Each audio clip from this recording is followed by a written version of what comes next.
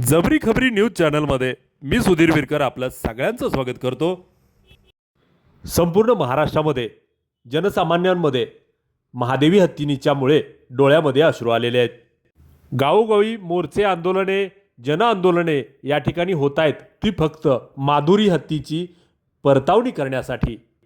अशाच प्रकारे महादेवी हत्तीनीला परत आणण्यासाठी एका ग्रामपंचायतीमध्ये एक आगळावेगळा उपक्रम हाती घेण्यात आला। भट्टारक मठ नांदणी येथील माधुरी हत्तीनीचा वनतारा जामनगर गुजरातला नेलेबाबत मासिक सभेमध्ये चर्चा करण्यात आली।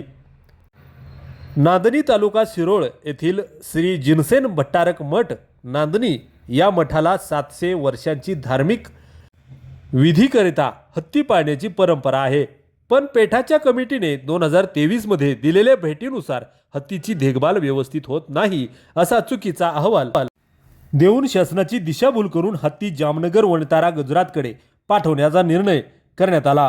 पेठा यांनी दिलेल्या अहवालाची पडताळणी न करता शासनाने व कोर्टाने सदरचा निर्णय घेतलेला आहे असे ग्रामस्थांचे मत आहे।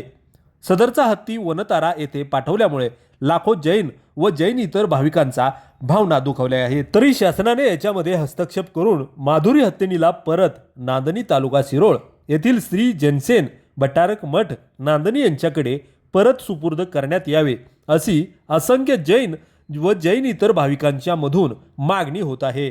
तरी ग्रामपंचायत आळते, तालुका हातकणंगले, जिल्हा कोल्हापूर कडून माधुरी हत्तीनी परत नांदणी तालुका शिरोळ येथील श्री जिनसेन भट्टारक मठ नांदणी यांच्याकडे सुपूर्द करण्यात यावी अशी सर्वानुमते ठरले व सदरच्या ठरावाची प्रत माननीय मुख्यमंत्री महाराष्ट्र राज्य व उपमुख्यमंत्री महाराष्ट्र राज्य व कोल्हापूर जिल्ह्यातील खासदार साहेब, आमदार साहेब यांना पाठवण्यात यावे असे सर्वानुमते ठरले।